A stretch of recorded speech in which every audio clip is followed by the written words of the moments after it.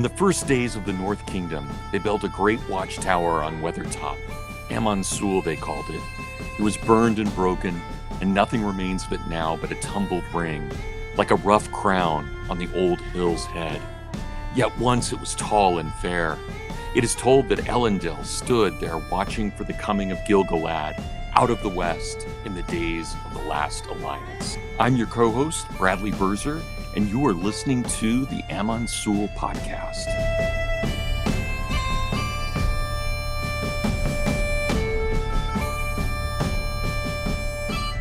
Mai Govanan, welcome to Amon Sûl, a podcast, as we say, for tall hobbits with elvish aspirations. I'm Father Anthony Cook, an Orthodox Christian priest, and here we talk about the works of J.R.R. Tolkien because we love them, and we believe in their power to orient us toward what is highest and noblest. Today, my guest co-host is one of my oldest friends, I dare say, Dr. Brad Birzer, who's a towering figure in the field of Tolkien studies and American history, and simply being an excellent human being.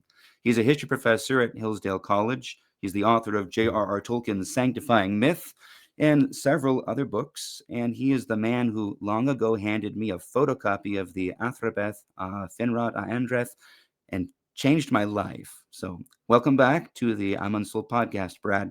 It's a pleasure to start my time here with a conversation with you.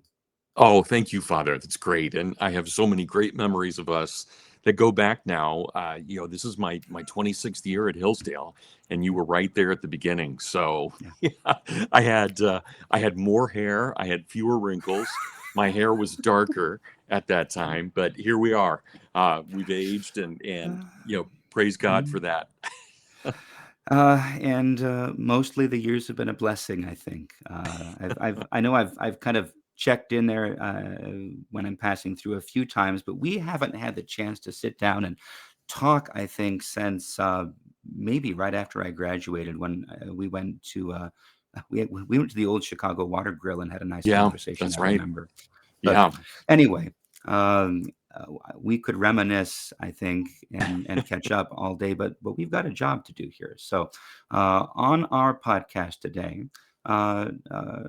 Dr. Birzer and I will be discussing the first chapter of The Fellowship of the Ring, a long-expected party. So Brad, thanks for joining me. This is the point where usually we ask a guest to tell how you first connected with the works of Tolkien, but you answered that question back in 2020 on episode 32 when you spoke with Father Andrew. I love the story you told about how the gift of a newly published Silmarillion to your brother and the illustration of the mountain path fired your imagination, and you never really got past the Ainulindale, but you purchased a boxed set of The Hobbit and Lord of the Rings, and you've been constantly rereading it ever since, if I remember what you said. But what I don't think I ever heard is when you actually read the Silmarillion for the first time in full, and what that experience was like for you. It was a great experience. I remember it fairly well. It was in college, and I was writing a paper for a class called Philosophy and Fantasy, taught then by a pretty famous Platonist. And we read Lewis, and we read Tolkien, and we read a couple of other things. And that was really the first time that I had really jumped into the Silmarillion and taken it as seriously as I think it probably should have been taken. I think if I had tried to read it earlier, of course, you know the story that I tried to read the introduction to it, the Song of Creation. Yeah. I had tried to read that many, many, many times as a kid, and I never got past it. But I don't think I was really ready to read a book of the Silmarillion's strength until I was probably college age. And I was so, I'm almost embarrassed by this now, Father, but in high school, I was just so obsessed with politics and economics, and I really let my literature side slide. That didn't really come back to me till I went to college. So, I was reading Milton Friedman, I was reading Friedrich Hayek, all great. Nothing wrong with any of that. But I look back now and I realize that I should have been reading more Tolkien and more Bradbury during high school. Sometime I'd love to talk about Bradbury with you, but that's a whole different Sure. thing. Um, I read Silmarillion, I think, in early high school, and I was not ready for it.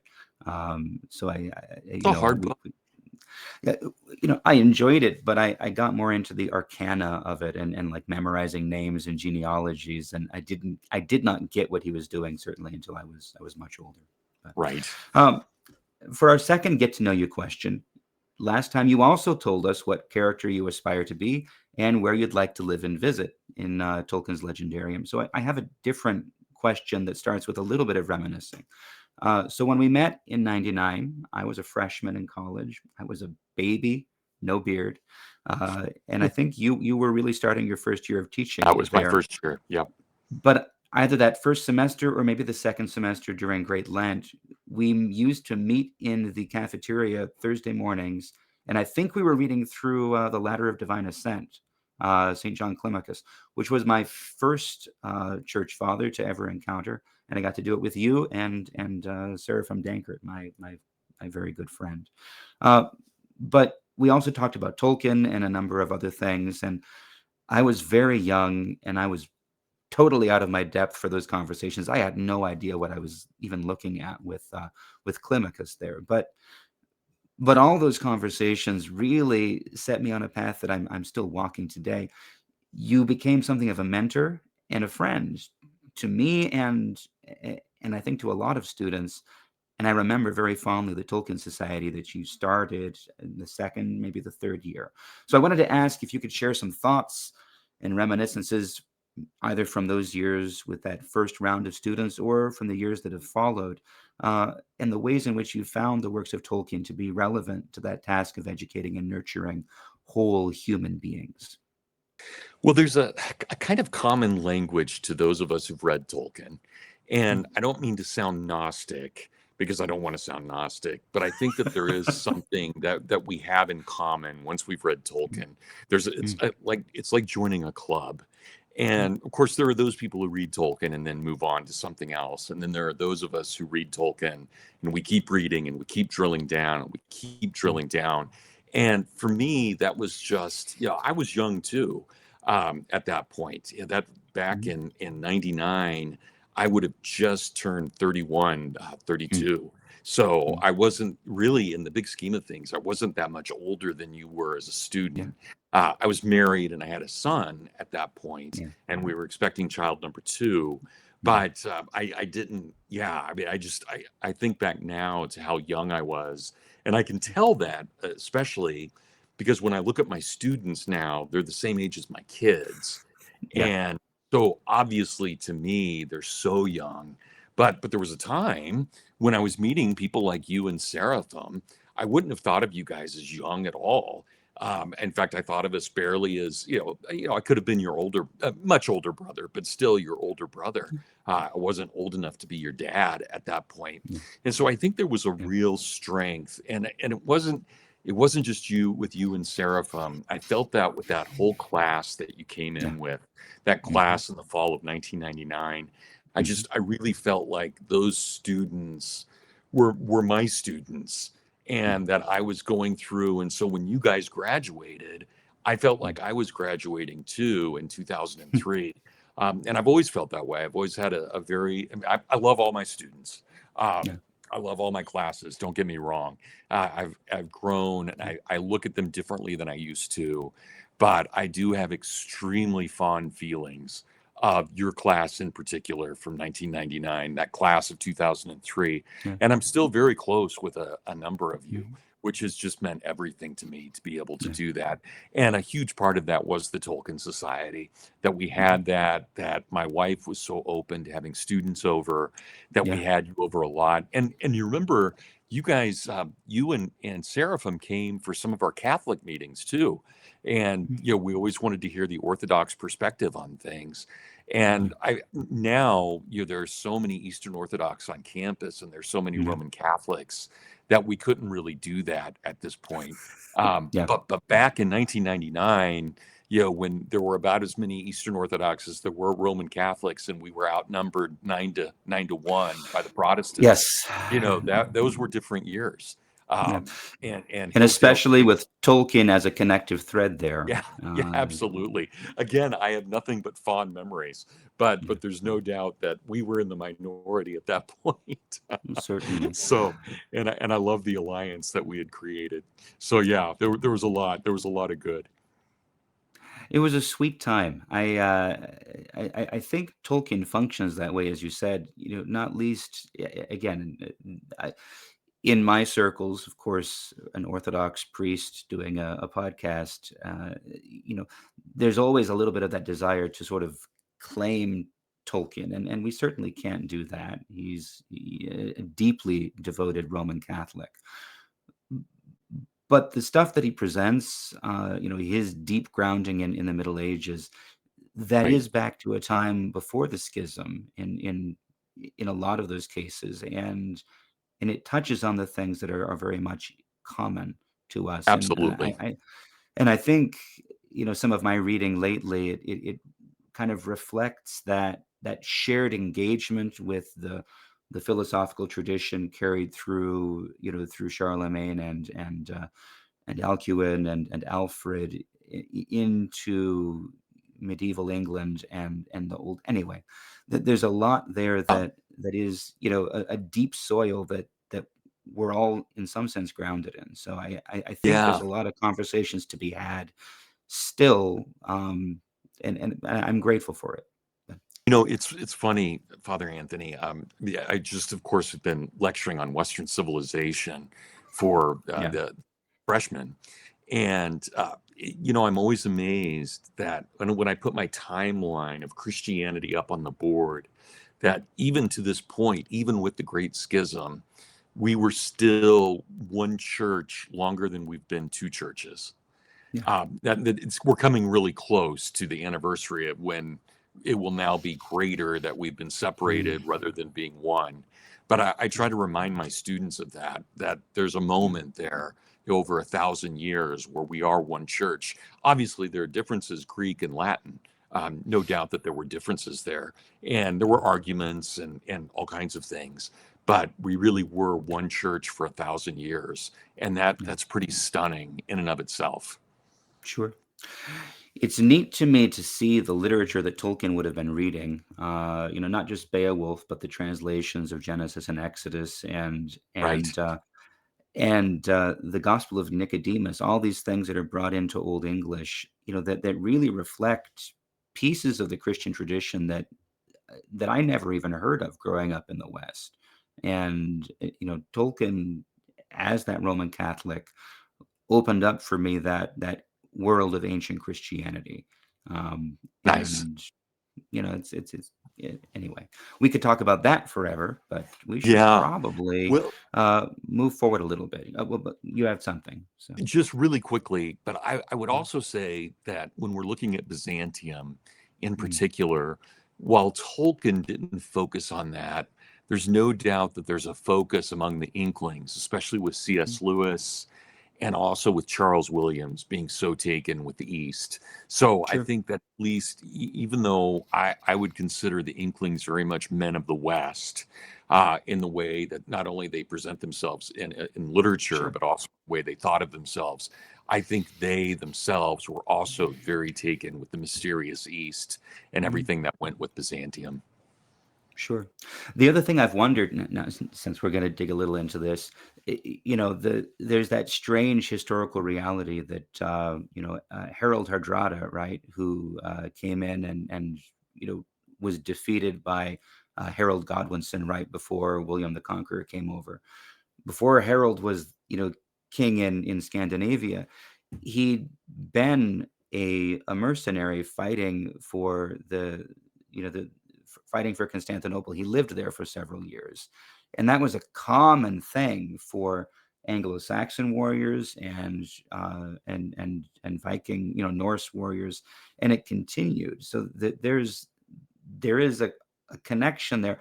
It doesn't ever seem to have been a hugely intellectual one, but it's always fascinating to me to realize the separation was not as great 1,000 years ago as it's tempting to view it as being. But Yeah, I have a wonderful young colleague, Father, a guy by the name of Charles Yost. We hired him maybe 3 years ago, mm, and he's a medievalist, but his mhm, specialty is on medieval Byzantine relations. Uh, mhm, and he's just done some fascinating work showing that there was actually a lot of back and forth between the East and the West throughout even the later Middle Ages. sure. So some very, very interesting ties there and some Mm, serious intellectual ones as well. yeah. It makes me want to go back to college Yeah, in well, my we'd love to copious have. spare time. Well, when your Anyway, kids are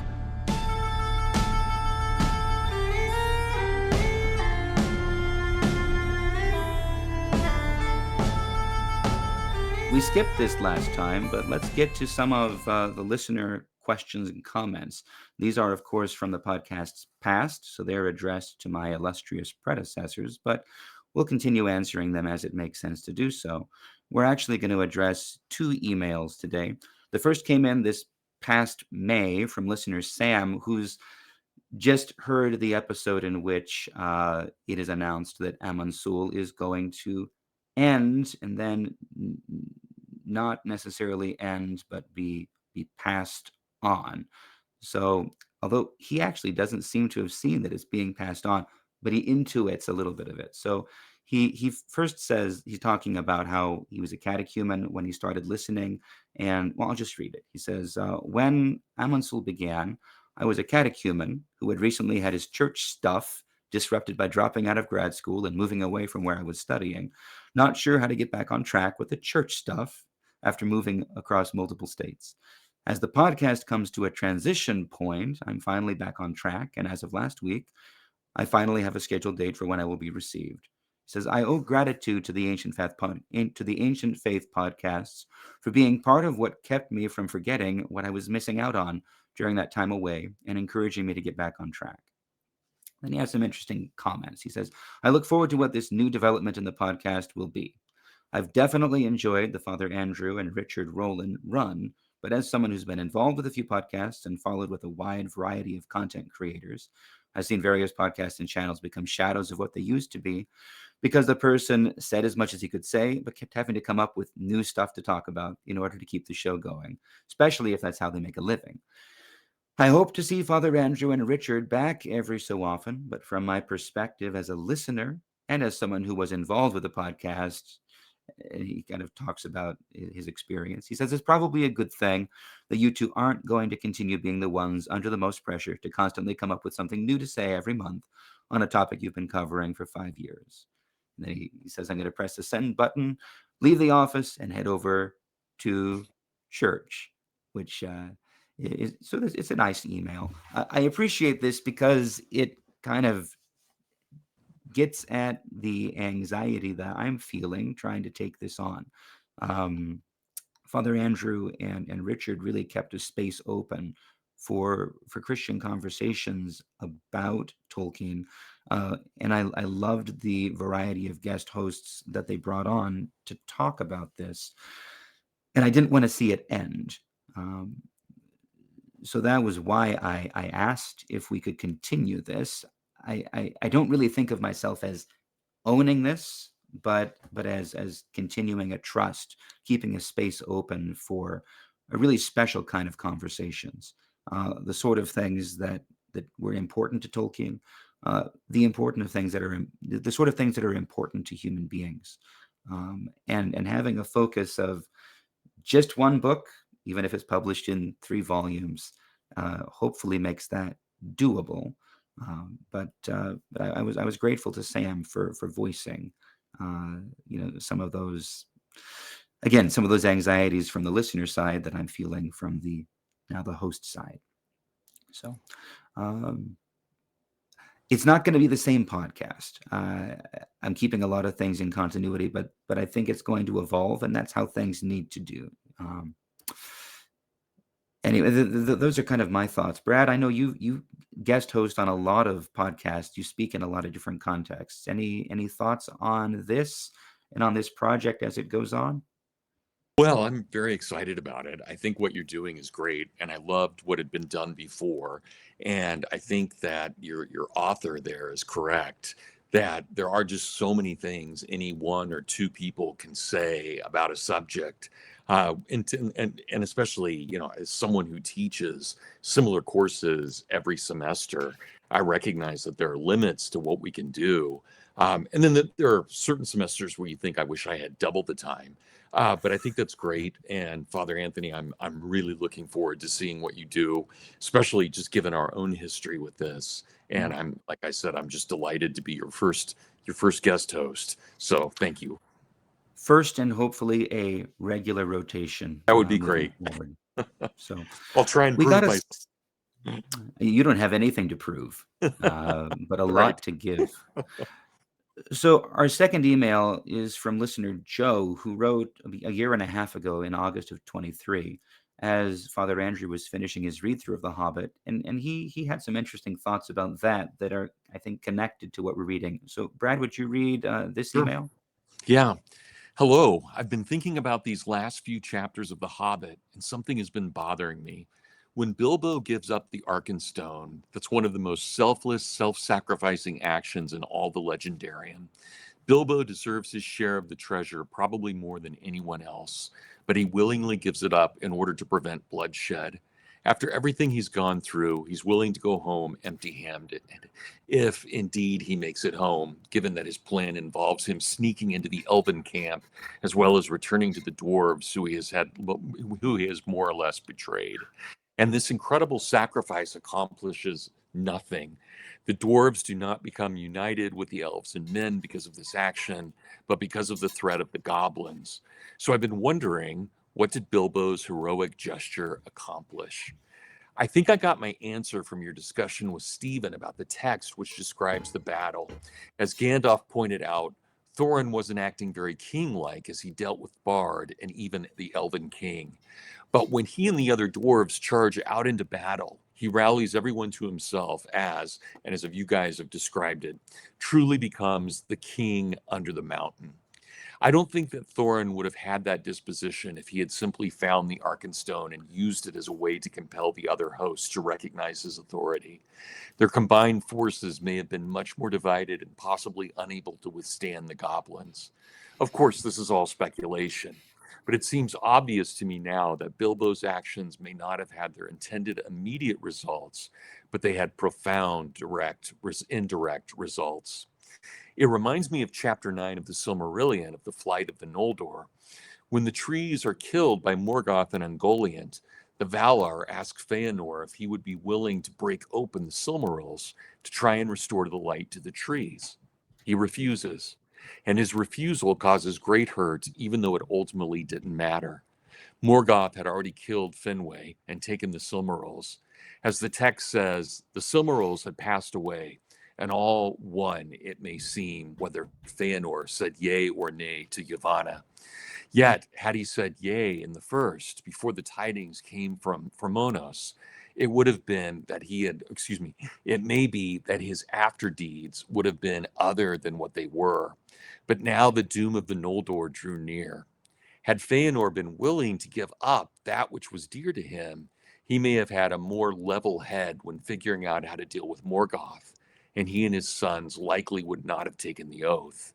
Now, it's not like Thorin willingly gave up the Arkenstone, but it's almost like Bilbo made the proxy sacrifice that Thorin ought to have made, and things turned out very well, much better than things turned out for Feanor. I hope this makes as much sense in writing as it does in my head. Ha ha. Right. There's the emailer giving us his humor. Anyway, I love the podcast and appreciate all you guys do. That's great.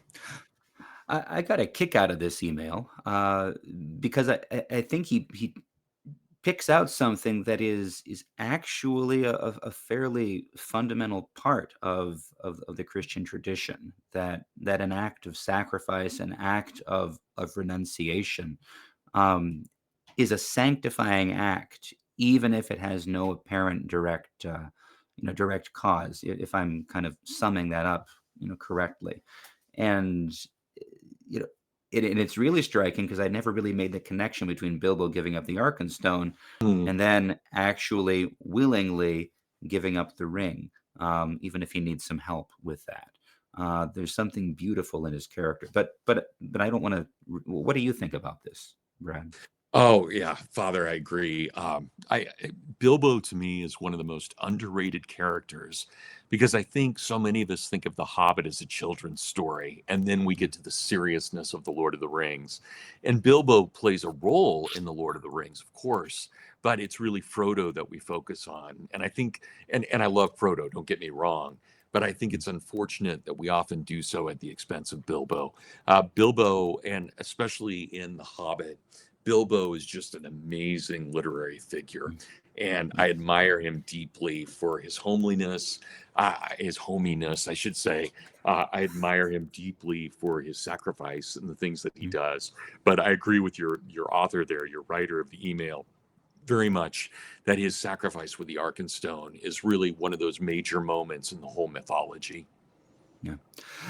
And when I read the whole mythology, I see that theme of possessiveness and letting things go. It's all over Right, the place, especially in the Silmarillion. That love not too well the works of your hands. It seems like it's on every right, other page is an exaggeration, but it's like it's the original sin of the elves. That holding on to what they've made. right, It seems, right, um, and and honestly, it's a quibble that I've had with my predecessor, with Father Andrew, saying that this is a podcast for tall hobbits with elvish aspirations, but it's actually a problem every time mortals aspire to be like the elves, because men and hobbits, they have their own destiny and their own role, and it is largely to show the elves how to let go, even if it is because they're forced to. But anyway, that may be more of just the thoughts that go around in my head.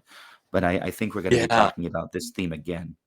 If you had a chance to keep up with the various Middle Earth books that have come out, like, and I'm thinking in particular of the fairly recent, maybe 2 years ago now, The Nature of Middle Earth. It's on my shelf, but I've only begun to read it. Okay. I think that what you just said, Father, was absolutely beautiful, and I think it fits in very nicely with what Carl Hostetter did in putting together Mhm. that book, The Nature of Middle Earth. All writings from Tolkien, but Carl did a beautiful job of editing it. And I think he put together the readings in such a way that you see how important the role of the elves is, but also how important the role of men and hobbits, just as you said, is. So Right. I think that's great. Yeah. But we're going to see Bilbo let go of the ring as we move on. So that, I think, is all we've got for questions and comments today. But please feel free to send more to us at amonsul@ancientfaith.com, or you can message us via the Facebook page. And you might hear it on an episode to come. Just be aware it might be a couple years.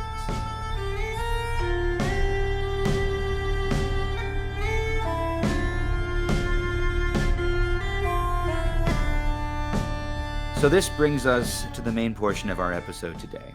I've asked Dr. Birzer to come on the podcast to talk about the first chapter of The Lord of the Rings, a long expected party. Now, I've done a little bit of extra reading in preparation for this, looking at the history of Middle-earth and the different versions of this chapter as Tolkien composed it. And I found it really striking how much the basic story has been there from the beginning.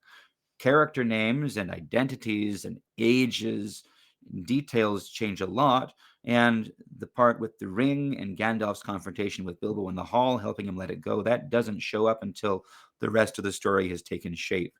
But the basics of the party and the speech and the departure from the Shire and Bilbo being fed up with his neighbors, they're basically there from the beginning. So before we even read anything, I think it's worth talking about what Tolkien is up to here. Is he just trying to come up with a reason for the adventure to continue as he starts drafting this after the success of The Hobbit? Or are there deeper waters here? I wrote something, but I'm just going to kind of sum it up. I think there's two things that the chapter does. It problematizes the Shire, because the Shire, all of us, when we're reading with where would we want to live, we almost always say, I want to live in the Shire. But this chapter almost goes out of its way to present us with petty and grabby and gossipy people like we'd find in any coffee shop or pub or grocery store. These are the same people that we live with all the time, that we get tired of. These are the people that make us want to move to the Shire, and yet they're presented here in a way that we don't really see. And then, of course, we see that the ring and how hard it is for Bilbo to let it go. Um, it certainly does the job that Tolkien needs it to do. It gets Bilbo out of the Shire. It accomplishes a handoff to a new hero for a new story. And especially in the final version that we have in the book, it gives us the sense that the ring is a more dangerous thing than we've realized before, just because of what it does to Bilbo. But I I think Tolkien is, frankly, I think he's showing his maturity as a human being. I think he's showing he, showing that he's a survivor of the Great War, that he has a hard time being home. Perhaps even as he shows Frodo having a hard time being home at the end of the book. But all of this is here. It's present in a nascent form, I think, at the very beginning of the book. But I might just be reading into that. So, Brad, before we start in, I'm curious what you think of this. What's Tolkien up to here at the beginning of the book? Yeah, it's always for me, and I've tried my whole life since I've been an adult. I have tried to read this every other year. There was a while I was trying to read it every year, and that just wasn't working. So I'm down to about every other year reading The Lord of the Rings. And so there's always this kind of elation that I feel when I'm in this chapter because I know I'm getting to start over again. Yeah. And so I'm not even sure I can think really clearly about this chapter. I'll do my best. But I think that there's just something about it's like returning home. It's Mm. returning to a favorite place every time I open this chapter up. And I realize that there's so much before me. And I too have read the other versions that were published in the history of Middle Earth in books 6 through 9. I've read those versions as well. But it's been a while. It's been a couple of years since I've read those. So I don't have a great grasp on those earlier versions just right off the top of my head. But I Mhm. remember that there were a lot of similarities with this final draft and what Tolkien is doing here. I was most struck in rereading this just by how, and it's funny. I think I had a very different impression than you did, Father. I saw the gossip, I saw the pettiness, and I saw some of the brokenness. But it also struck me as this is a real community in every way, and it's a flawed community. But all communities are flawed, and it's flawed in the right ways that a proper community should be. Not that they shouldn't fix their problems. Don't get me wrong. I'm not suggesting that we institutionalize problems, but I am suggesting that the kinds of problems they experience are lovable problems. The fact that they drink too much, the fact that they eat too much, that they're always trying to make sure that even in the sense that they're just trying to make sure that their kids are fed, and because they have a lot of kids, that's a good problem to have. It's a very good problem to have for a functioning community. So I love this. And there are other things we could talk about with all of this, but it reminded me, kind of like the email we just went through a little bit ago. It reminded me how much I appreciate Bilbo, even though he's in a hard spot right now.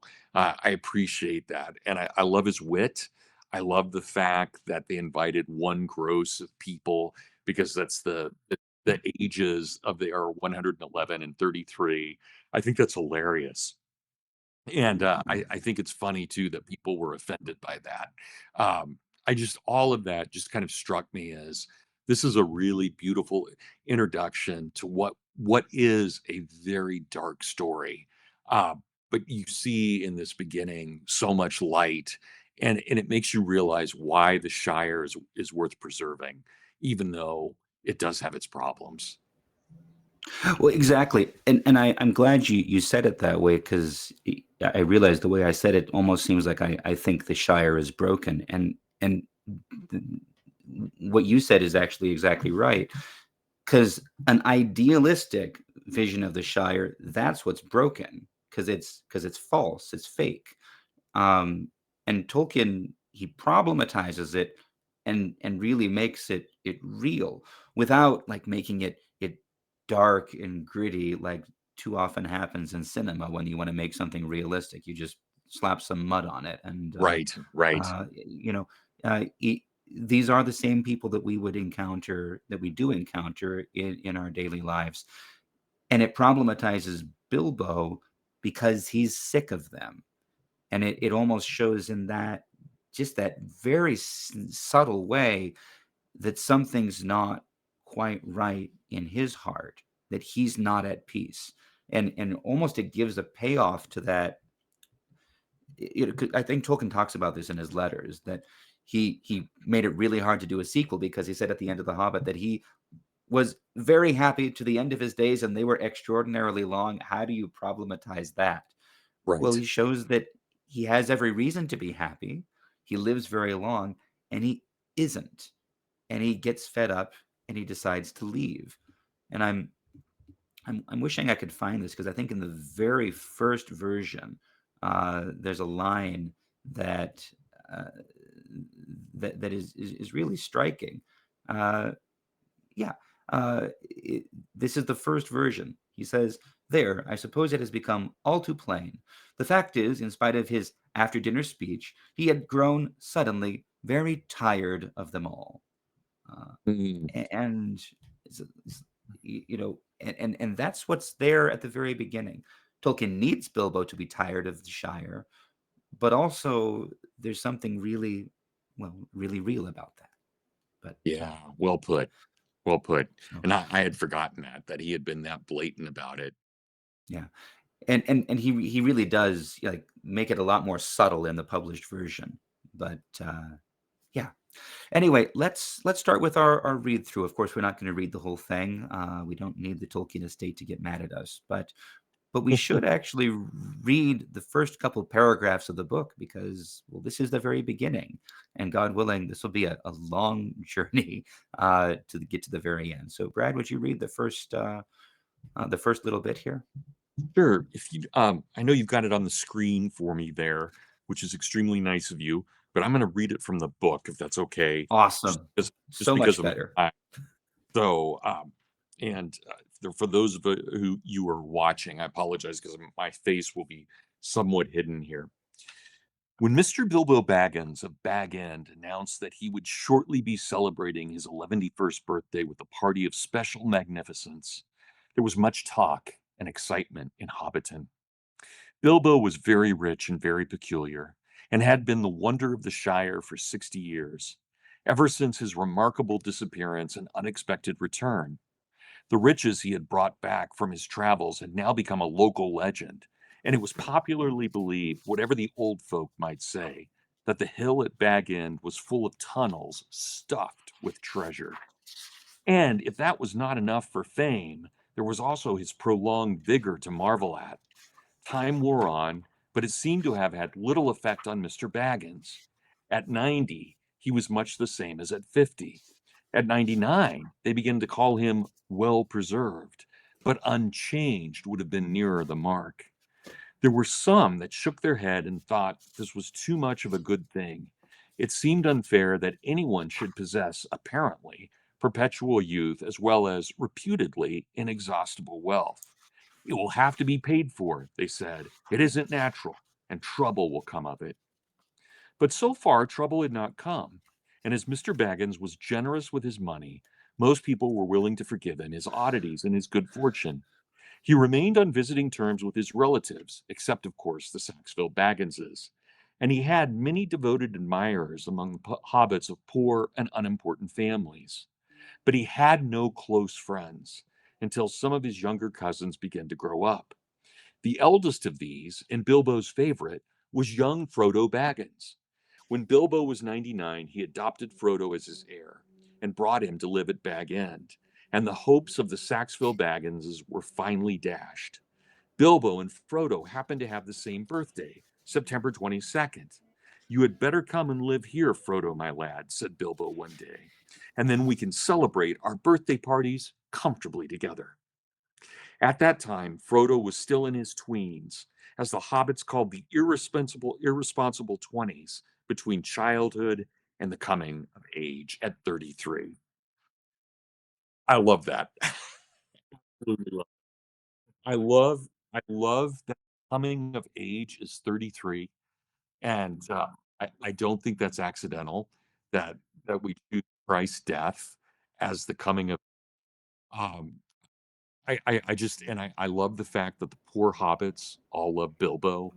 There's just so much just in those first few paragraphs that I think we can really get into the heart of the beauty of Bilbo's soul and who Yeah. he is and what he stands for. Yeah, yeah. It shows him as generous, as kind, as grounded, and also as lonely, as seeking out Right. that companionship of those who are willing to be a little bit different. Um, and I think it shows him as wounded as well from his travels, but not wounded too badly, because he's not closed in upon himself, but he's reaching out and making any connection that he can, especially caring for the poor. Really, you know, being this, well, he's functioning as the heart of the Shire, in a lot of ways, and we'll put this up probably on the screen, but I love this illustration of the hill, which really is this high point of the Shire, and and he lives right on the top of it, uh, caring for everyone around him. It's beautiful. Um, it's also tremendously effective, for what the story needs to do. Uh, Seeing this final version, Tolkien has, you know, he continues with the story of Bilbo Baggins. He establishes him in that happiness and peace and comfort, and he's already moved towards the next generation, towards being able to continue the story. We're already introduced to our main characters right away, and we're shown that Bilbo isn't aging. So we see that Right. there's a problem. Right. There's a Um, mystery there. Yeah. and Yeah, and I love the other hobbits thinking this was too much of a good thing, right? There's something. I mean, you can absolutely imagine people being jealous of this. It's like, yeah, I mean, the guy has all this money, he has all this leisure, and he doesn't seem to age, right? Something's right, not right here. right, and And it's they're jealousy, right. perhaps, but yeah, they're right, and they get to say, it's in the voices of the hobbits that we hear, too much of a good thing is going to have to be paid for. Yeah, Uh, and it is, and of course that's what the book is about. It does have yeah, to be paid for. from the very beginning. And I like how it zooms in on the concept of a birthday, um, Yeah, and because a birthday at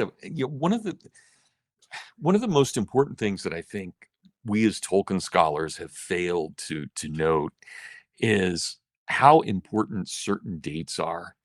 So September 22nd is an amazing date because of course it's right when summer ends and fall begins. Mhm, And then we see the ring depart on December 25th, and we see the ring being destroyed on March 25th.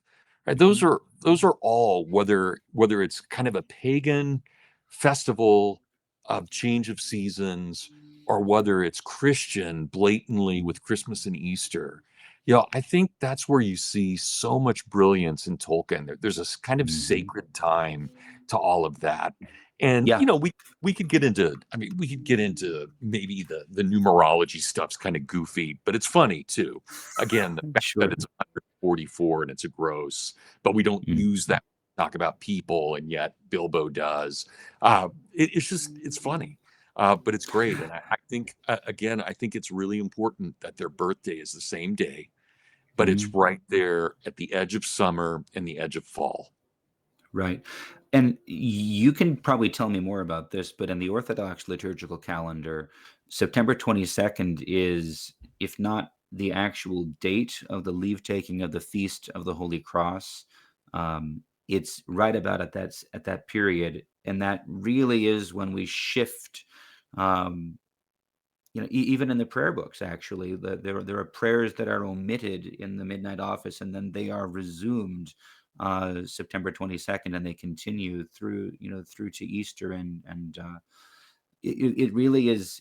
It's the end of summer. It's the beginning of that of normal time, in a sense, after the cross, approaching the birth of the Lord, and then from there you're really moving towards Great Lent, and that these are the two segments that as we leave the cross behind, that's when Frodo picks up his cross and starts to walk to Rivendell. He gets a little bit of rest and consolation until Christmas, and then he has to pick up and go again. It feels like my liturgical schedule in a lot of ways. Yeah, I Um, that just can't be accidental, Father. It just yeah. can't. And in the Western calendar, and I may get this slightly wrong, so your listeners, please forgive me if I get this wrong. In the Western calendar, March 25th, the day that they destroy the ring, is traditionally both the day of the fall in Eden, but Mm, also of the Annunciation to Mary. mm, So that, and then it was traditionally Easter as well. right. So all of those things happen on on March 25th. Yeah, and that there's that same sense, certainly with Annunciation and Easter, in the East as well. Um, Oh, that's correct. eh, I assumed there yeah, was, but I yeah. didn't know that. So I'd never really made that connection with September 22nd until you said that. I'm really glad you pointed that out. So Oh, it's just worth thinking about. I don't think Tolkien did any of this by accident. mm-mm, no. There's a lot of thought put into even the minor details. Well, because he was writing this basically over 2 decades, Right. so Right. there's time for going back and and really making it all cohere. Yeah. So that's the Yeah. introduction, of course, and then Tolkien inserts, and this is a later insertion actually, the conversation between the gaffer and the older Sandyman, the miller, and Old Noakes, whoever he is, and then several others at the Ivy Bush, the inn there in Bywater, and that provides us with this illustrative bit of gossip.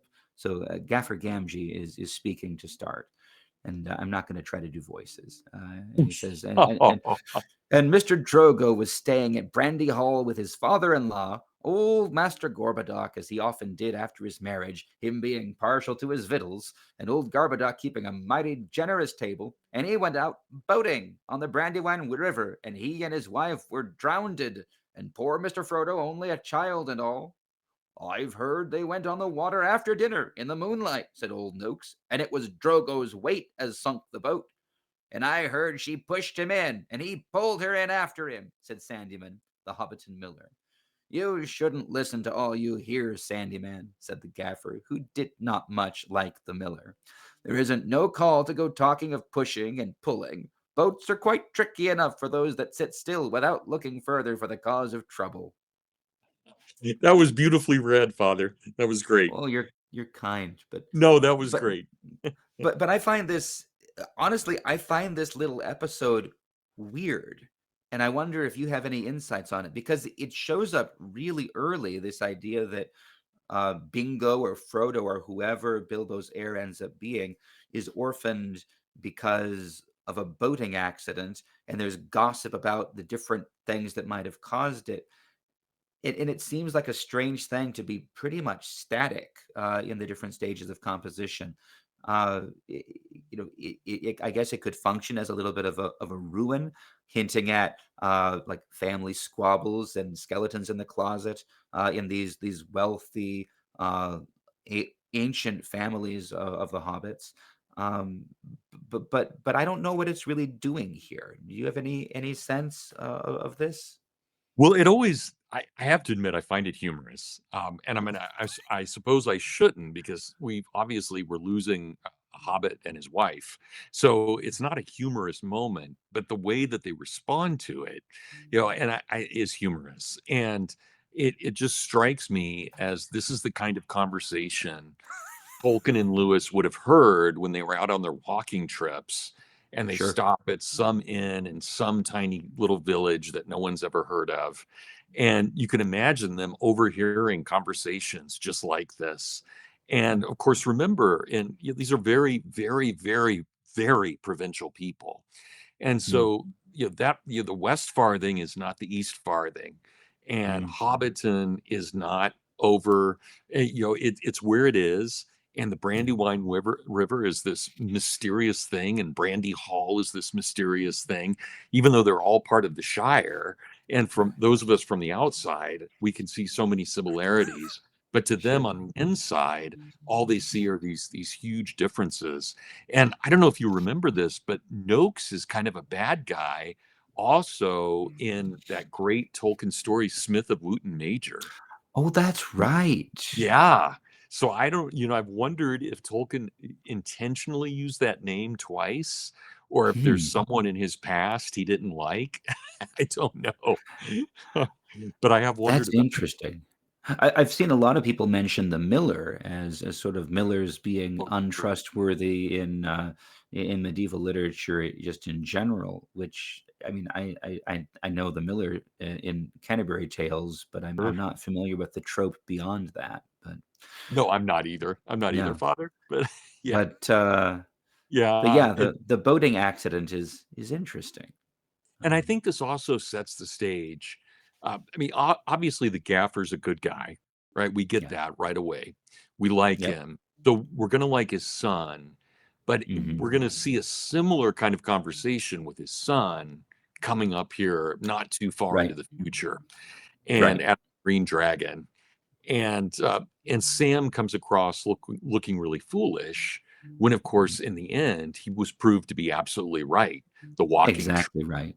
and all, which he never got to see, but which exists. So yeah, I like that, and I think the way Tolkien is setting this up is we're being introduced to the good guys within the community, but Hmm. also to kind of troublemakers too. And yet, remember, all of these people are invited to the party. So even Sandyman is going to be invited to the party. Even Old Noakes will be invited to the party. So even though they may talk behind Bilbo's back, he still respects them as his neighbors. I think that's a beautiful perspective because and it really flows in out of it connects with what we were saying at the beginning. That this is a real community. Uh, there are people who are a little bit harsher, a little bit more wounded, a little bit more petty, and then there are people who are deeply grounded, and we get Right. to see them all. So. Yeah. Uh, Yeah.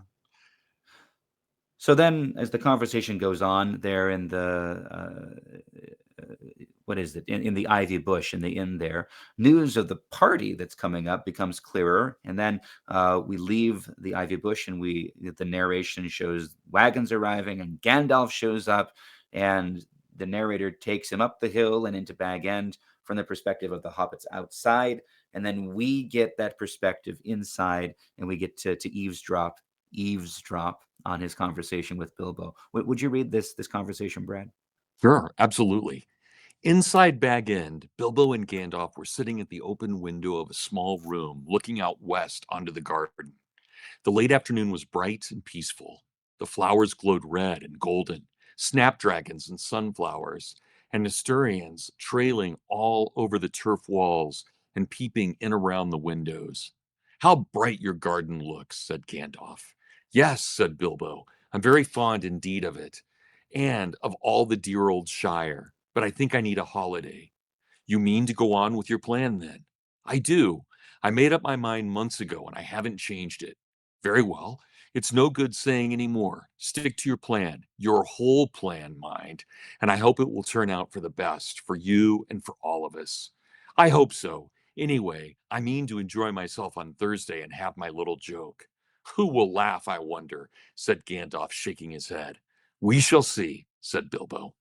So, strangely, the thing that jumps out to me here is that the first sentence that we get from Gandalf's mouth is this, "How bright your garden looks." Mm, Is That's that not that what I that would seriously expect. is the first time we have Gandalf speak in the novel? Yeah, Oh, there's I didn't nothing realize. else that he says before that, and that only just, struck me here. Those are not the first words I'd expect from Gandalf. No, no, that is really fascinating. And again, gives us something to love about the Shire, even if it's just a garden. Yeah, it reflects on, I mean, because we know who Gandalf is, the this incarnated Maya, uh, who who is here loving and caring for, and I guess gardening, tending, tending men and elves and dwarves, and tending Middle Earth, and maybe he loves the Shire because what the hobbits are doing in their own very realistic and provincial way is the same kind of thing that he's doing on a grander scale. I, like you say, Tolkien doesn't do things by accident, but I'd Right. never noticed this until just now. I hadn't either. That's a new insight to me too. Um, right. That's fascinating that he would choose that moment to speak. And for Bilbo to respond, of course, I'm very fond of it in the dear old Shire, but I think I need a holiday. Right.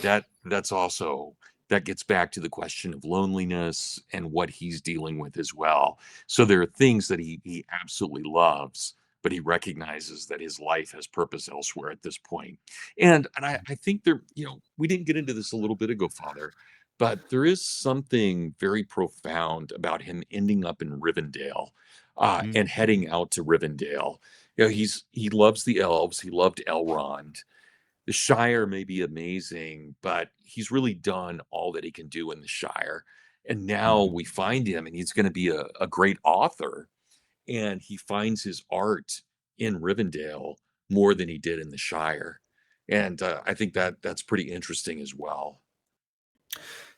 Yeah, I, I I think that makes me think of something too that I'd not really processed. If Bilbo is the one who renounces, his possessions, and finds healing finally in that. Of all of the elven kingdoms that survive, Rivendell is the one that is least given to trying to preserve things that they've created. Rivendell Right. is preserving the memory, but Bilbo, I think one wonders. Now I have to ask, how would Bilbo fare if he went to Lorien? Yeah. Because Lothlorien is all about Right. maintaining and preserving things, and it's beautiful, but Rivendell is the place where people let go. And they're Uh, still creating. right, creating but not possessing. I Yeah. wonder if one can argue that. I've always felt, at least from maybe this is intentional and maybe it's not, but I've always felt that Tolkien was trying to give us a bit of a monastic feel with both Rivendell and Lothlorien. Obviously, it can't be monastic because both sexes are there, Mm. but there's still something in the way that we might think of a monastery, in the way that we've got creativity and that celebration of that and sitting around the fire and talking about things that matter. It has, at least to me, it has the feel of something monastic. Right, and certainly from my understanding of monasticism too, which is all about ultimately the remembrance of death, but you're not like dwelling in death as you No, remember that it's coming. no, you're very much alive. You're creating, you're acting, you're praying, you're nurturing, you're tending, you're gardening, You're tending you're your garden. creating. You're making things, simple things, beautiful things, useful things. You're exercising a love and a stewardship of the creation, even as you are releasing any possession of it. I yeah, I think that holds true. Um, The other thing on this section that I really like is we know that Bilbo's going to be a little bit mischievous, right? And he's told Gandalf exactly what he's going to do. And Gandalf still doesn't quite understand himself how deadly the ring is and how important it is that Bilbo is going to reveal this ring to so many people by disappearing. Mhm. And of course, he's skeptical, but he's not authoritarian about it. Yeah. It's like, well, I don't know if anyone's going to laugh at your joke, but yeah, go for it. And you can't imagine this 20 years later, this anything like this happening at all. Once Gandalf understands what the ring is, right, or suspects. Mm. But it's still at this point, it's just kind of an unusual object, and we don't Yeah. know how deadly the thing is. Right. But I think that, stick to your plan, your whole plan mind.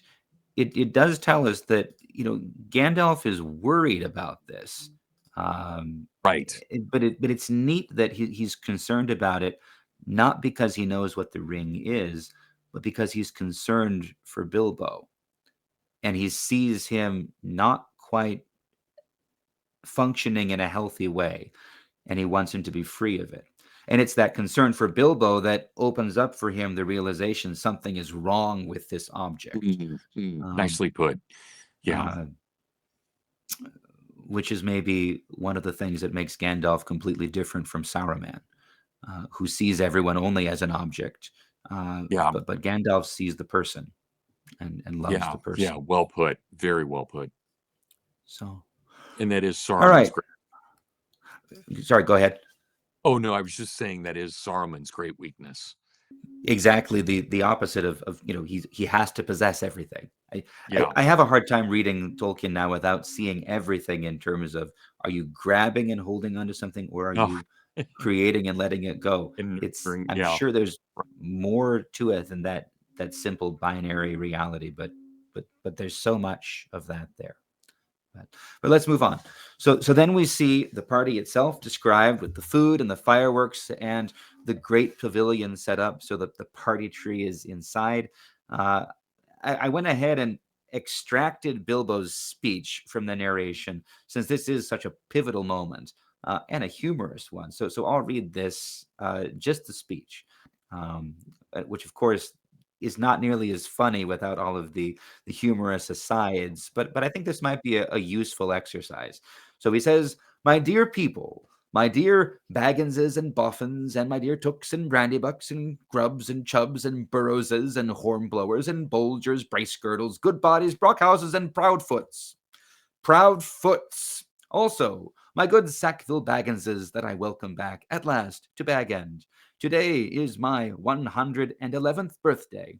I am 11 today. I shall not keep you long. I have called you all together for a purpose. Indeed, for three purposes.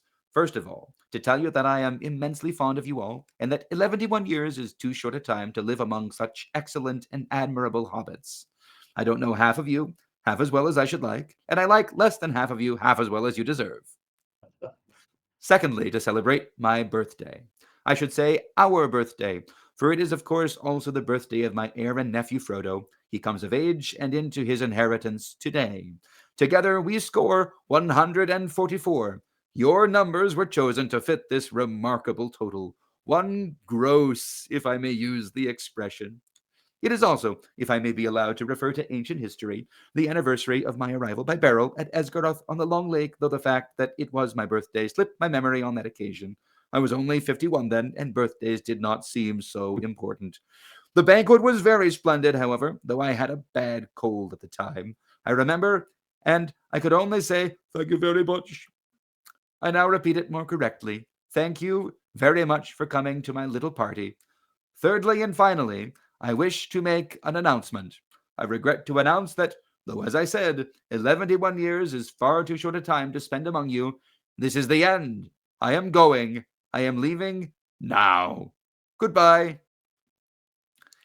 He stepped down and vanished. There was a blinding flash of light, and the guests all blinked. When they opened their eyes, Bilbo was nowhere to be seen. 144 flabbergasted hobbits sat back speechless. Old Odo Proudfoot removed his feet from the table and stamped.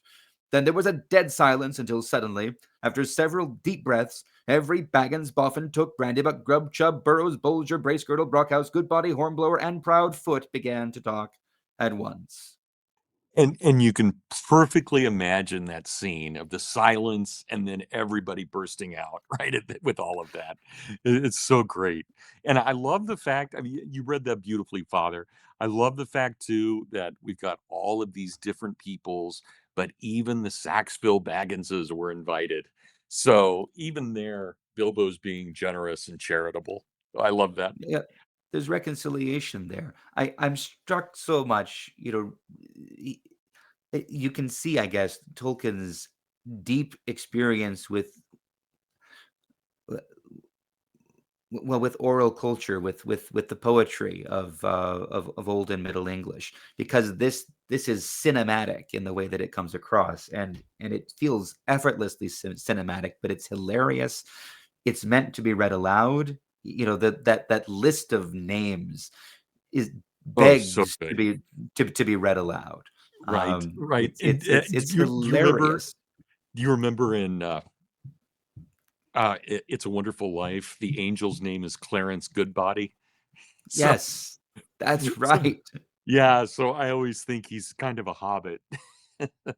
Yeah, and a thing I'd love to look into. I mean, I live now just in southern Ohio, and Kentucky is not far away. But if I remember right, Tolkien had a classmate, or maybe a fellow a colleague there at Oxford, who had grown up in Kentucky, and he got a lot of the Hobbit names from him. Yeah, Uh, that's and yeah, there was I think a New York Times article about that, if I remember yeah, right. I've got it somewhere. and it makes me think, okay, maybe I need to Yeah, go go down south a explore little bit and Kentucky. see if I can find the Shire. But uh, the, the other thing I found striking, though, is this scene is also original. Although in the first version, Bilbo just stands up and says, "I'm leaving after dinner. Goodbye," and then he sits down and stays there while they all, talk and talk and talk, and then he finally leaves.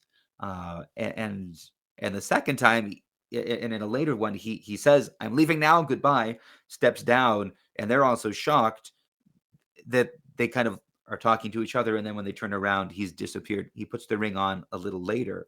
It's interesting how the scene develops from Yeah, I had forgotten that. Okay. you know, drop the bombshell and then just sit down and let everyone freak out while you're still there. Yeah, Uh, uh, to the disappearance that Gandalf veils with the firework with the flash of light. But great. Really great. yeah, Wonderful scene. and then after he disappears, of course, Gandalf goes and finds him inside Bag End, and they have a profoundly important conversation. Would you read the first part of this, Brad? Sure. "Hello," said Bilbo. "I wondered if you would turn up." "I'm glad to find you visible," replied the wizard, sitting down in a chair. "I wanted to catch you and have a few final words. I suppose you feel that everything has gone off splendidly and according to plan?" "Yes, I do," said Bilbo, "though that flash was surprising. It quite startled me, let alone the others. A little addition of your own, I suppose?" "It was. You have wisely kept that ring secret all these years, and it seemed to me necessary to give your guests something else that would seem to explain your sudden vanishment." "And would spoil my joke. You are an interfering old busybody," laughed Bilbo. "But I expect you know best, as usual." "I do, when I know anything. But I don't feel too sure about this whole affair. It has now come to the final point. You have had your joke, and alarmed or offended most of your relations, and given the whole Shire something to talk about for 9 days, or 99 more likely. Are you going any further?" "Yes, I am. I feel I need a holiday, a very long holiday, as I have told you before. Probably a permanent holiday. I don't expect I shall return. In fact, I don't mean to, and I've made all arrangements. I am old, Gandalf. I don't look it, but I'm beginning to feel it in my heart of hearts. Well preserved indeed," he snorted. "Why, I feel all thin, sort of stretched, if you know what I mean, like butter that has been scraped over too much bread. That can't be right. I need a change or something." And then I'll continue with this passage for a bit. Uh, so, and I think we're skipping ahead a bit. Uh, because Bilbo complains that Gandalf's pestering him about the ring, Right. and pestered him about the true story of how he got it. So he says, "No, but I had to badger you," said Gandalf. "I wanted the truth. It was important. Magic rings are, well, magical, and they are rare and curious. I was professionally interested in your ring, you may say, and I still am. I should like to know where it is if you go wandering again. Also, I think you have had it quite long enough. You won't need it any more, Bilbo, unless I am quite mistaken." Bilbo flushed, and there was an angry light in his eyes. His kindly face grew hard. "Why not?" he cried. "And what business is it of yours, anyway, to know what I do with my own things? It is my own. I found it. It came to me." "Yes, yes," said Gandalf, "but there is no need to get angry." "If I am, it is your fault," said Bilbo. "It is mine, I tell you. My own, my precious. Yes, my precious." The wizard's face remained grave and attentive, and only a flicker in his deep eyes showed that he was startled and indeed alarmed. "It has been called that before," he said, "but not by you." "But I say it now, and why not? Even if Gollum said the same once, it's not his now, but mine, and I shall keep it, I say." And then would you wrap this up for us, Brad? Sure. Gandalf stood up. He spoke sternly. "You will be a fool if you do so, Bilbo," he said. "You make that clearer with every word you say. It has got far too much hold on you. Let it go, and then you can go yourself and be free." "I'll do as I choose and go as I please," said Bilbo obstinately. "Now, now, my dear Hobbit," said Gandalf. "All your long life we have been friends, and you owe me something. Come, do as you promised. Give it up." "Well, if you want my ring yourself, say so," cried Bilbo. "But you won't get it. I won't give my precious away, I tell you." And his hand strayed to the hilt of his small sword. Gandalf's eyes flashed. "It will be my turn to get angry soon," he said. "If you say that again, I shall. Then you will see Gandalf the Grey uncloaked." He took a step towards the hobbit, and he seemed to grow tall and menacing. His shadow filled the little room. Bilbo backed away to the wall, breathing hard, his hand clutching at his pocket. They stood for a while facing one another, and the air of the room tingled. Gandalf's eyes remained bent on the hobbit. Slowly, his hands relaxed, and he began to tremble. "I don't know what has come over you, Gandalf," he said. "You have never been like this before. What is it all about? It is mine, isn't it? I found it, and Gollum would have killed me if I hadn't kept it. I'm not a thief, whatever he said." "And I never called you one," Gandalf answered. "And I'm not one either. I'm not trying to rob you, but to help you. I wish you would trust me as you used." He turned away, and the shadow passed. He seemed to dwindle again to an old gray man, bent and troubled. Yeah. So we didn't read all of that. I think the bit that we skipped almost highlights the the steady crescendo of tension that happens through the whole thing. There's there's a jump uh, between Bilbo saying he feels scraped, and then Gandalf talking about how he has to badger. But again, Hmm. it's brilliant the way that this builds, and I'm struck. At the very beginning, these are some of the first just conversational words that we hear Bilbo saying. First there in the flower garden when Gandalf first arrives, and then this is recognizably Bilbo from The Hobbit, but it's almost like it's a problem that he's recognizably Bilbo from The Hobbit. He hasn't changed. He hasn't grown. And as the tension builds and he's struggling with the idea of letting it go, we actually see him grow. We see him change. We see him doing things we never see him do in The Hobbit before, until we reach that fever pitch with Gandalf looming over him, but not touching him, not actually forcing him. I'm profoundly just impressed with this scene. You can feel it in the scene that Bilbo suddenly becomes much smaller, and Mm, Gandalf becomes really the presence in the room when he gets angry. Right? He takes, I don't know if he's revealing himself as a Maya, but definitely, he's showing something that Bilbo had not seen before either, we presume. mm. Yeah, and I part of me has a problem with this. Like, seeing Gandalf threatening Bilbo is, I think of, just in parenting, right? That this is that's Mm, it's a pretty that's a heavy move yeah. to loom over your children, to loom over your friends that way. Um, and I don't know if I can say unequivocally this is a good way to do it. It's depicted as functioning, and if I were going to try to defend it, I would say Gandalf is showing with his voice and with his height and with his presence and with with his anger, but it's still a controlled anger. He's not lost his temper, but he is angry. He's showing the Oh, he's intensity, definitely. how critical this moment is, but he's not laying hands. He's not forcing Bilbo to let it go. He's not taking the ring away from him. And so he leaves Bilbo his free will, but he makes very clear this is a crisis. This is a critical moment. Bilbo's decision here will, well, judge the fate of many.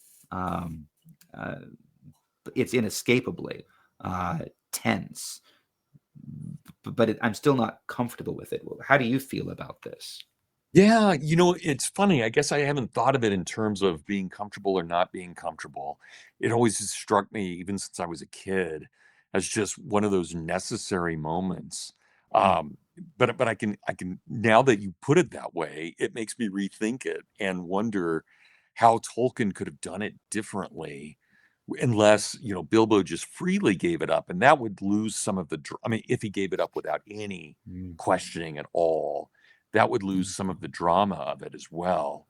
yeah, So I think Tolkien does. I'm very glad there's no physical force in it, mm, and I do think that Tolkien does a nice job of demonstrating how Gandalf's personality and what he really is mm, intimidating, is very mm. intimidating.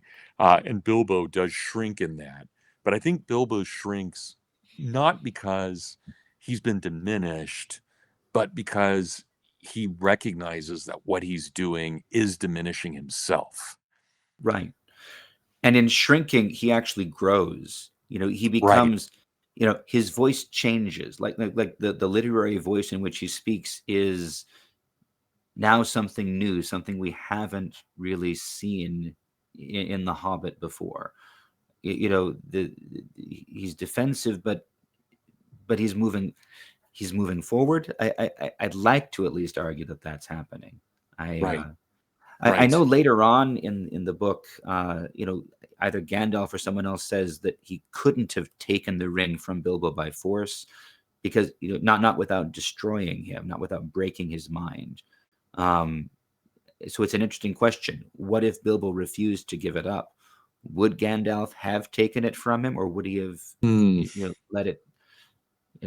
I wonder. Yeah, that's a very good question. But I think we should also remember we love Gandalf, but he's a Mm, cranky figure, right? I mean, he's cranky with yeah. Pippin a number of times. Right. Later on, he gets crotchety with the party, and I mean, even when he's Gandalf the White, he still has that temper about him, Right. and it's good when he faces down Saruman. It's really Mhm. good. We need it, but there are times that I think he's so overpowered that not even Mm. he quite realizes how gruff he comes across. Right. And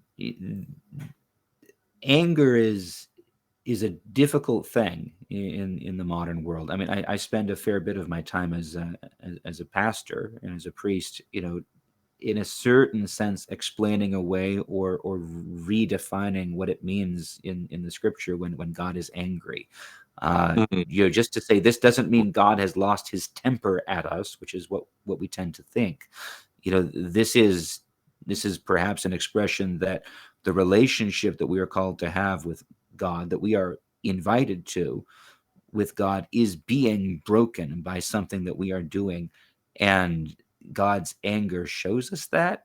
I'm not entirely comfortable with that, but it's a difficult thing to engage with, because anger for us, anger for fallen human beings, almost always involves a loss of control, a loss of temper, a sin.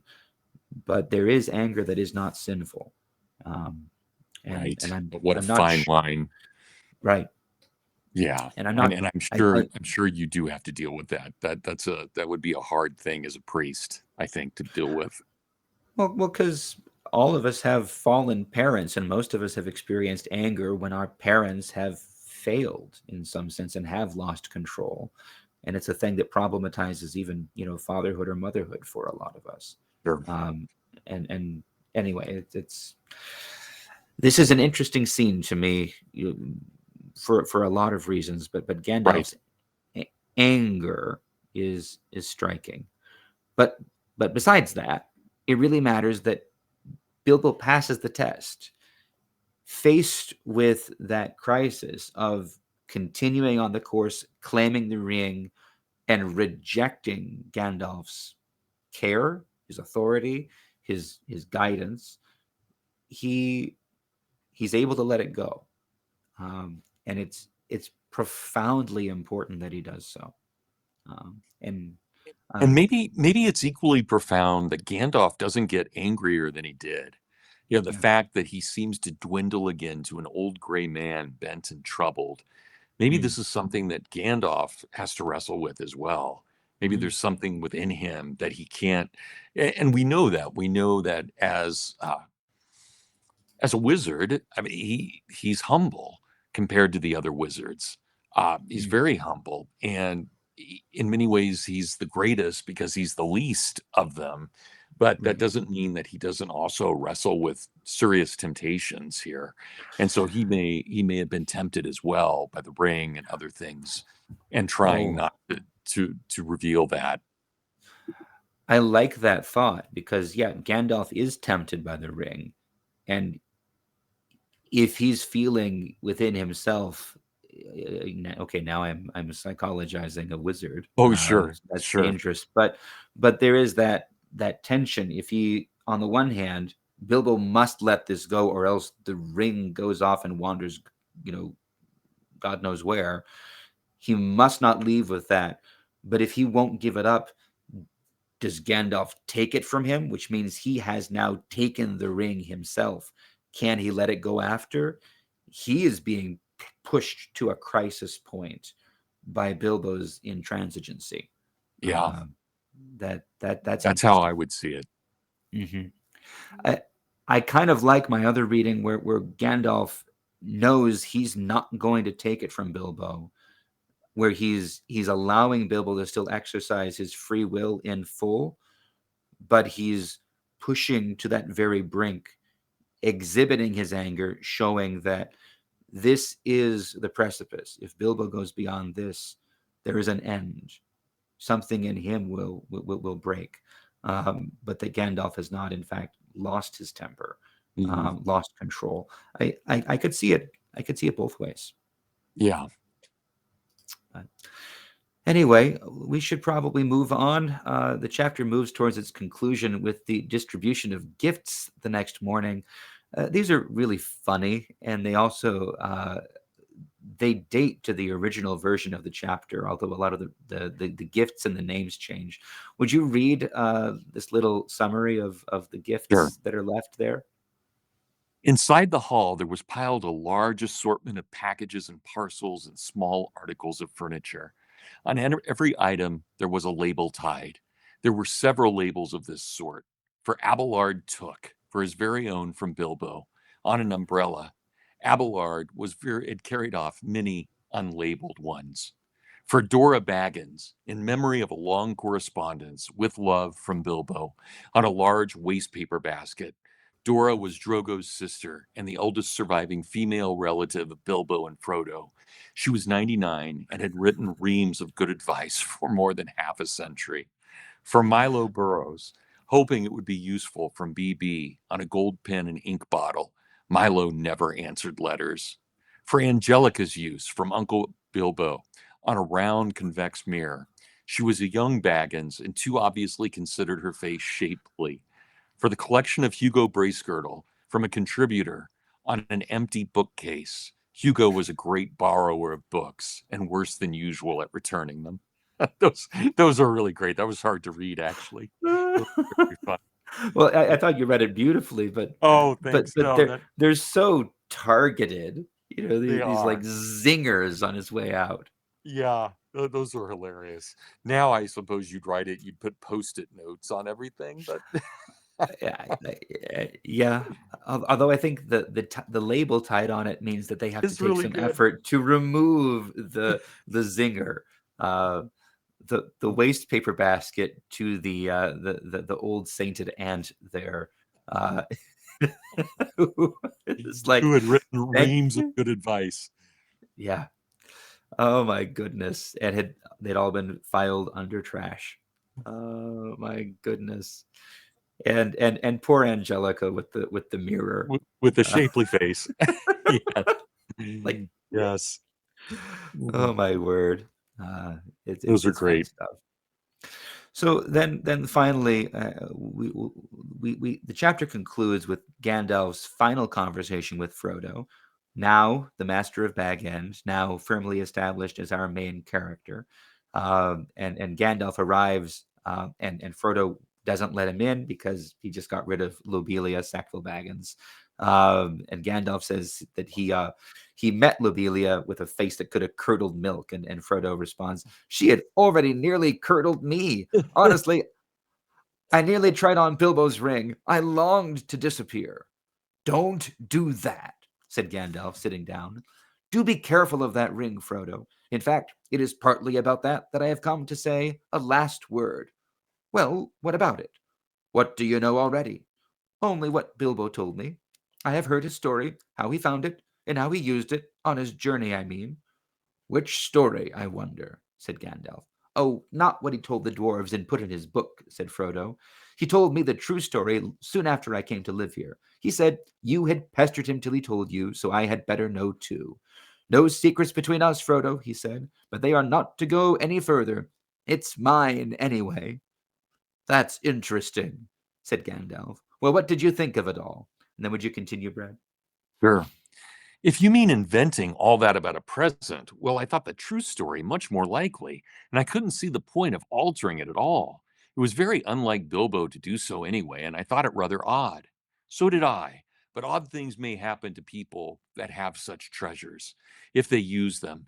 Let it be a warning to you to be very careful with it. It may have other powers than just making you vanish when you wish to. "I don't understand," said Frodo. "Neither do I," answered the wizard. "I have merely begun to wonder about the ring, especially since last night. No need to worry, but if you take my advice, you will use it very seldom or not at all. At least I beg you not to use it in any way that will cause talk or rouse suspicion. I say again, keep it safe and keep it secret. You are very mysterious. What are you afraid of? I am not certain, so I will say no more. I may be able to tell you something when I come back. I'm going off at once, so this is goodbye for the present."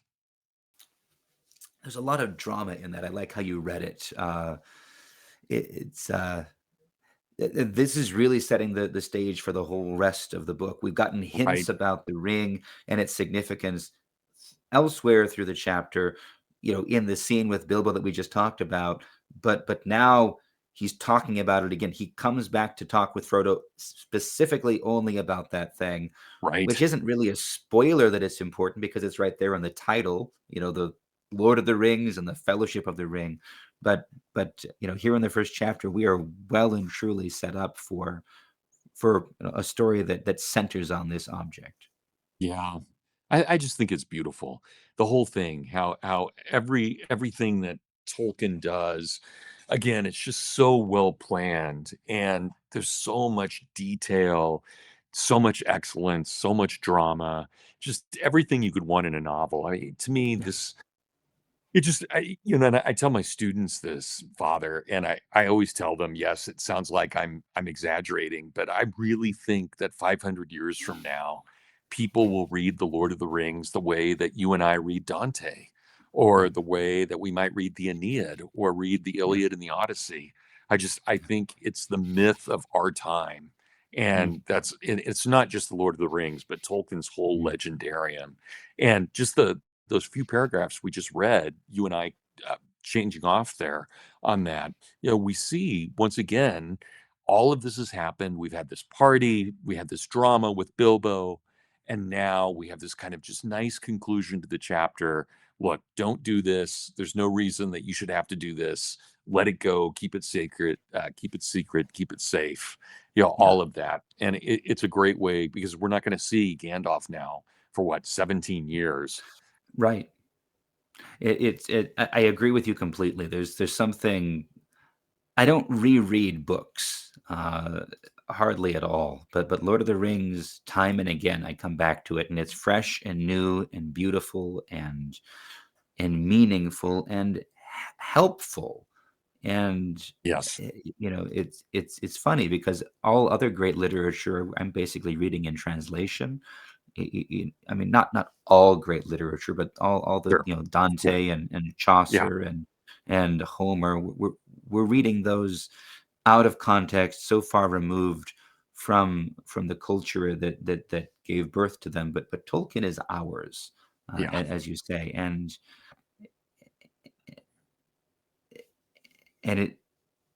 it's profoundly beautiful. Yeah. I think I don't just hope and pray that you're right. I think and am confident that you are right. I hope Um, so. so the one thing I think needs to be pointed out that is only tacitly present here. The ring is referred to as a birthday present by Gollum and by Bilbo, at least as a present. He gets it as a present from Gollum, although actually not. Um, but the only one to possess the ring actually legitimately as a birthday present is the one who never calls it that, and that's Frodo. Yeah. Uh, and and I think it's actually really clever, and I assume intentional, that the way Tolkien sets this up makes that claim of Gollum's, which is so manifestly false because he murders for it on his birthday, makes it actually true for the one who will carry the ring through the whole rest of the story. Yeah. That's great, Father. I'd never thought of it that way. It is, you're right. It is the true birthday present, finally. Yeah. Yeah. Any final thoughts on this first chapter, Brad? No, again, it's just such a great way to start the book. They're lighthearted moments, they're serious moments, everything that we would expect from Tolkien. I'm sure you remember Phil Nielsen, who went to school with us, and I think Absolutely. Phil or went to school with you, but with me as professor. Um, Yeah. I remember Phil making the argument at one of our Tolkien Society meetings that one of the things that Tolkien does so well is that whatever the moment is, he writes to that moment. So Mhm. if we're in the speech with Bilbo in the garden party, we're laughing. If Yeah. we're in the room with Gandalf and Bilbo describing the ring, we're terrified. Yeah. If we're at the Council of Elrond, we're elevated. Yeah. All of and I think there's just something about Tolkien's prose that Phil Mhm. really, really got right about that. Absolutely. He has this mastery of the register, that Yeah, that that well that stated. brings you into the room, that brings you into the space. W w Yeah. What's hilarious, I guess, is that apparently he didn't have that at all as a lecturer, Right, right. He was basically tone deaf as a lecturer, right? and And talked into his pipe and yeah, right, and, there's a music to his prose, but he was a lousy musician, or really not no musician at all, and, yeah. you know Though his wife was an yeah, amazing pianist. right. Yeah. right. Uh, but a wordsmith, a Yeah. master of the language. So Yeah. anyway, we should wrap up there with the big conversation.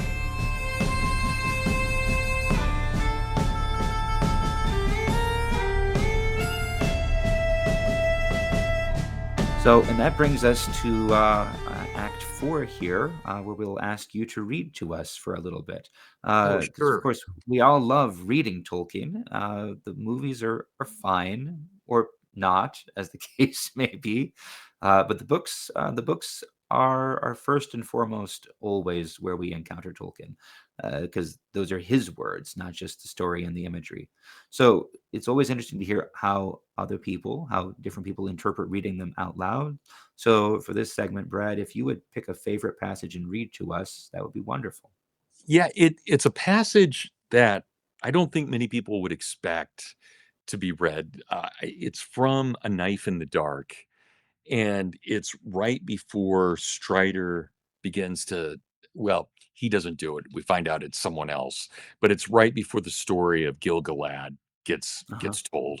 So I'm going to Right. just read a little bit of this because I love how romantic it is. All that day they plodded along until the cold and early evening came down. The land became drier and more barren, but mists and vapors lay behind them on the marshes. A few melancholy birds were piping and wailing until the round red sun sank slowly into the western shadows. Then an empty silence fell. The hobbits thought of the soft light of sunset glancing through the cheerful windows of Bag End, far away. At the day's end, they came to a stream that wandered down from the hills to lose itself in the stagnant marshland, and they went up along its banks while the light lasted. It was already night when at last they halted and made their camp under some stunted alder trees by the shores of the stream. Ahead there loomed now against the dusky sky the bleak and treeless backs of the hills. That night they set a watch, and Strider, it seemed, did not sleep at all. The moon was waxing, and in the early night hours a cold gray light lay on the land. Next morning they set out again soon after sunrise. There was a frost in the air, and the sky was a pale, clear blue. The hobbits felt refreshed, as if they had a night of unbroken sleep. Already they were getting used to much walking on short commons, shorter at any rate than what in the Shire they would have thought barely enough to keep them on their legs. Pippin declared that Frodo was looking twice the hobbit that he had been. Very odd, said Frodo, tightening his belt, considering that there's actually a good deal less of me. I think the thinning process will not go on indefinitely, or I shall become a wraith. Do not speak of such things, said Strider quickly, and with surprising earnestness. The hills drew nearer. They made an undulating ridge, often rising almost to 1,000 feet, and here and there falling again to low clefts or passes leading into the eastern land beyond. Along the crest of the ridge, the hobbits could see what looked to be the remains of green grown walls and dikes, and in the clefts there stood the ruins of old works of stone. By night, they had reached the feet of the westward slopes, and there they camped. It was the night of the 5th of October, and they were 6 days out from Bree. Now, if you don't mind, Father Anthony, I'm going to read a little bit more here in a second, but Absolutely. I want to point out why I like this so much. Yeah. I think for many other authors, just going through a day by day journey would be boring. Yeah. But I think Tolkien makes this a beautiful landscape because we see that as the hobbits are walking, we feel the sun, we see the marshes, we know the distances, we see the ruins of old things that they're walking in between. Just the whole landscape feels like something out of Wordsworth or Shelley. It Mm, has that great early 19th century romantic feel to it. mhm. Or you could imagine, a castle suddenly looming up, but there's something just beautiful in the way that all of this is put. So I'll keep going. Please In do. the in the morning, they found for the first time since they had left the Chetwood, a track plain to see. They turned right and followed it southwards. It ran cunningly, taking a line that seemed chosen so as to keep as much hidden as possible from the view, both of the hilltops above and the flats to the west. It dived into dells and hugged steep banks, and where it passed over flatter and more open ground on either side of it, there were lines of large boulders and hewn stones that screened the travelers almost like a hedge.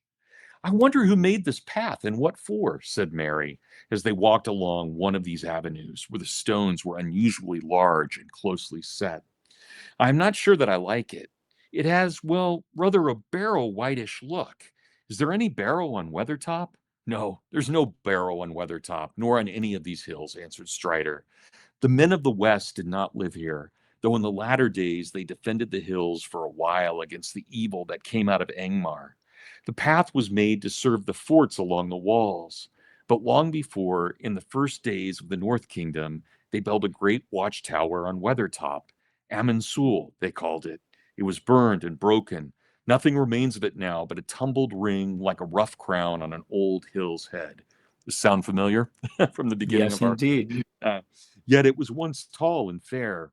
It is told that Elendil stood there watching for the coming of Gil-galad out of the west in the days of the last alliance. The hobbits gazed at Strider. It seemed that he was learned in old lore as well as in the ways of the wild. Who was Gil-galad? Asked Mary, but Strider did not answer and seemed to be lost in thought.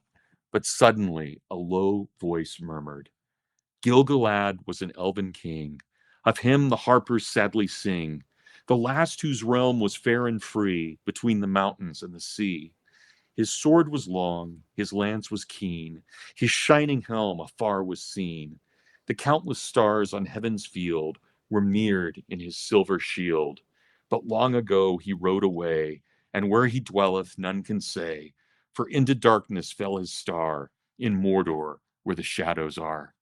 The others turned in amazement, for the voice was Sam's. Don't stop, said Mary. That's all I know, stammered Sam, blushing. I learned it from Mr. Bilbo when I was a lad. He used to tell me tales like that, knowing how I always was one for hearing about elves. It was Mr. Bilbo as taught me my letters. He was mighty book learned, was dear old Mr. Bilbo, and he wrote poetry. He wrote what I have just said. He did not make it up, said Strider. It is part of the lay that is called the Fall of Gil-galad, which is an ancient tongue.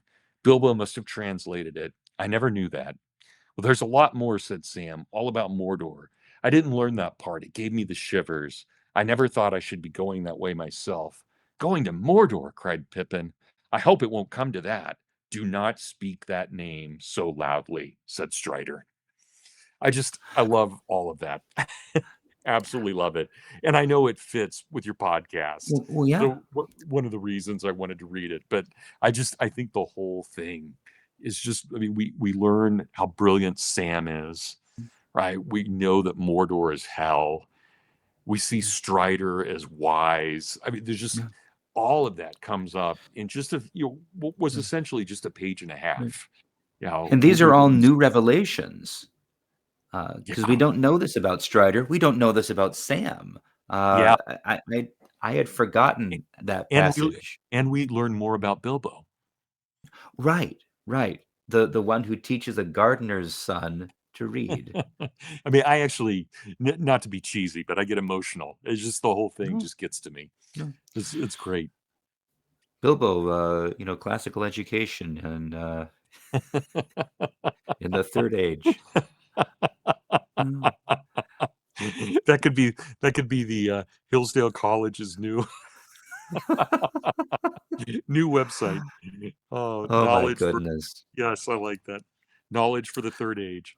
Oh. Well, I'll tell you too, for what's coming down the line, if you had simply, read a little bit of the tagline for the podcast, I would not have gotten it. I thought that was in the voice of the narrator. I had completely forgotten. That's Aragorn describing the landscape. But that's magnificent. Thank you for sharing that. Oh, I love how you read that. Thank you. Thank you. So that does bring us to a little segment that we like to call They're Taking the Hobbits to Isengard.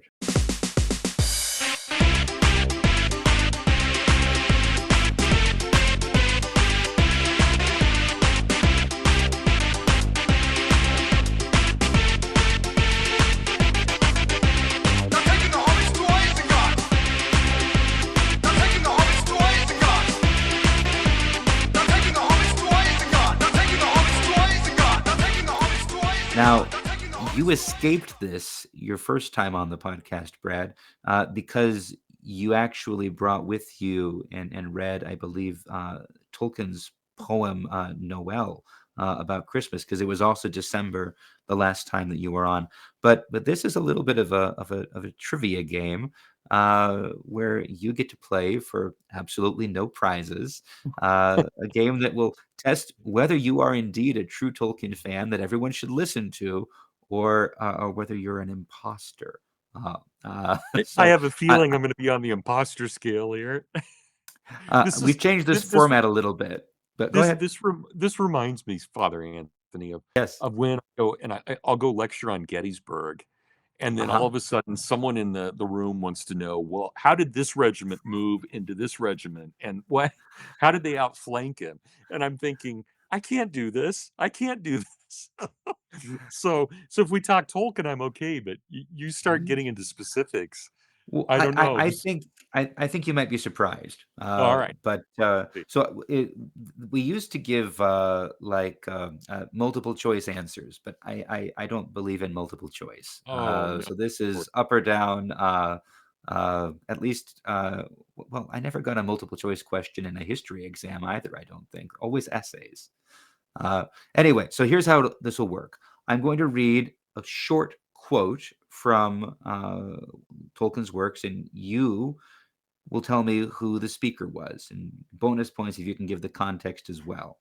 So the rules for my part are these. It'll be an actual quotation by a named character, no narrator gotchas. It'll be a full sentence or a sentence fragment, if that's all that is quoted, and it will only be taken from The Hobbit and Lord of the Rings. So, for an example, so you can see what sort of skullduggery you have to watch for, the first time my dad played this with me, the quote he gave me was, "There let it lie until the end." I eventually remembered that Saruman says this in the Legendarium, but in the books, the speaker is actually Gandalf quoting Saruman at the Council of Elrond, talking about the ring. So beware. So, are you now? Also, like I said, I think it's only fair, since I've made this much harder, that you should get to quiz me. So, Yeah, if you came except prepared with I something, didn't prepare anything. So which means you just get to open the book, find a quote, and read it to me, and I will definitely lose. So we're in the same boat. So, so are you ready? I'm ready. Uh, our category today is parties. So, which and so here's the quote. Is that enough for us? Is the supper ready? Oh my. And I'll That's give when you a they're hint. There's a hint contained in the quote.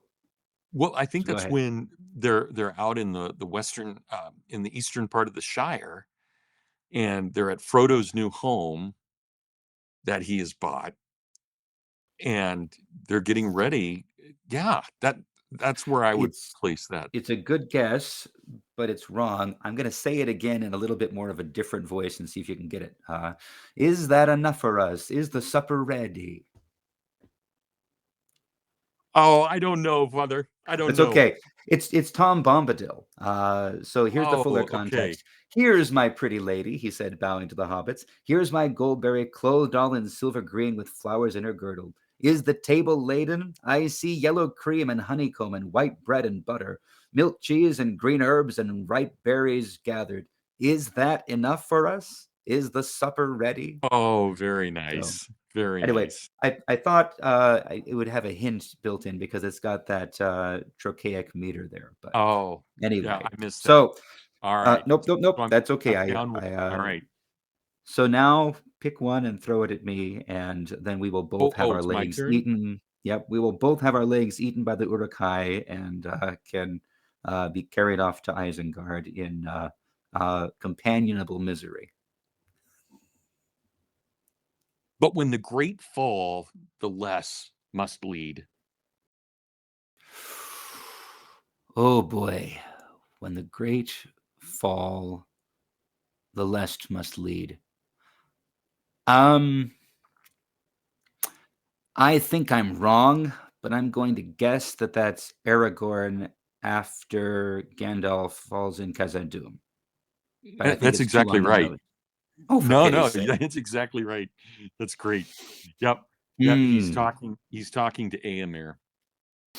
Oh, okay. So it's a little bit later. Yeah. Yeah, but So I got it the is context wrong. you well, you got Gandalf, but it's about Gandalf falling. Yeah. Yeah. Well, I was thinking though that it would be Aragorn talking to Boromir or something as they're going into Lorien.